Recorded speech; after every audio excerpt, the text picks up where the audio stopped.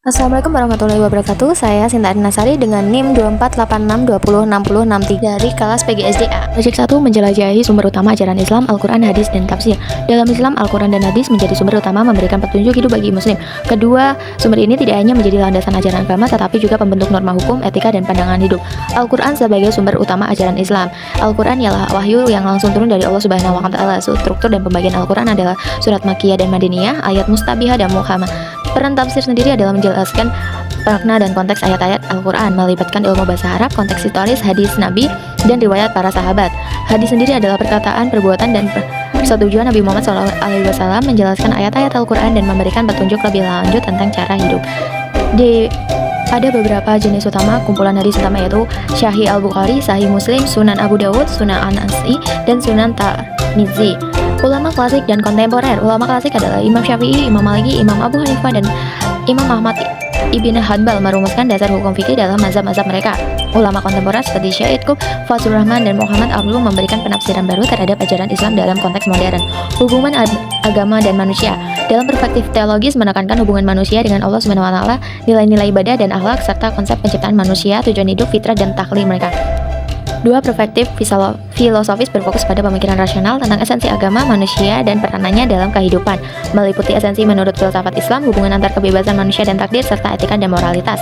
Perspektif sosiologis mengkaji bagaimana agama memengaruhi perilaku manusia dalam masyarakat, termasuk hubungan sosial, hukum, dan politik, serta membahas tantangan di era modern supaya solutif menerapkan nilai-nilai Islam di tengah perubahan zaman. Project 2, sumber hukum Islam, memahami dasar-dasar hukum dalam Islam. Pertama, pendahuluan. Tujuannya menjelaskan sumber-sumber hukum Islam, peranannya dalam kehidupan sehari-hari agar umat Islam dapat menjalani hidup lebih sesuai dengan prinsip syariat. Pentingnya memahami hukum atau syariah untuk mengatur berbagai aspek kehidupan, memberikan pedoman moral, etika bagi individu dan masyarakat.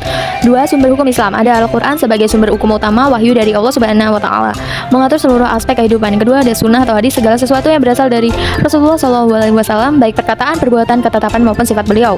Lalu ada ijma atau konsensus, kesepakatan para ulama mengenai hukum syara setelah wafatnya Rasulullah SAW.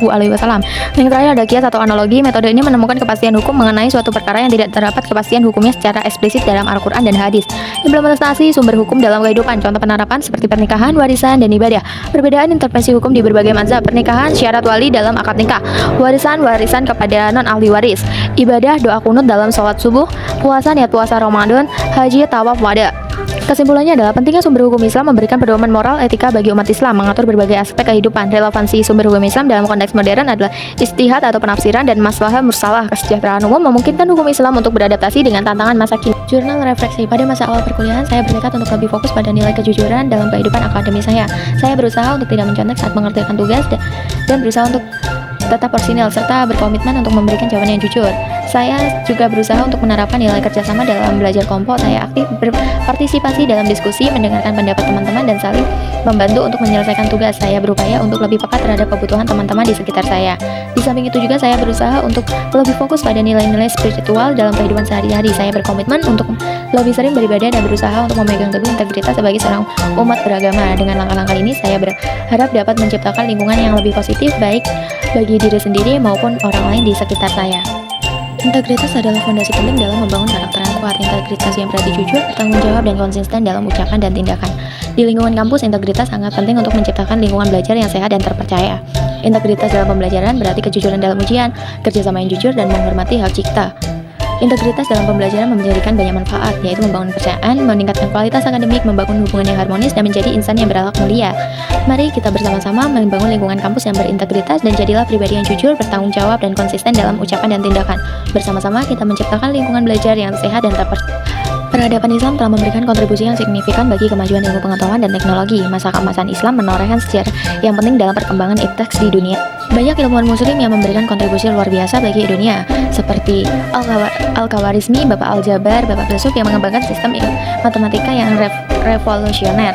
Ada juga Ibnu Sina, yaitu seorang filsuf terkemuka dan dokter yang hebat yang menuliskan kitab Al-Qanafi Al-Tabib yang menjadi rujukan medis selama berabad-abad. Dan juga ada Al-Biruni sebagai astronom dan ilmuwan ahli yang di berbagai bidang seperti geografi, matematika, dan juga sejarah. Ilmuwan muslim tidak hanya ahli dalam teori, tapi juga dalam penerapan praktis. Mereka mengembangkan berbagai penemuan dan kontribusi penting.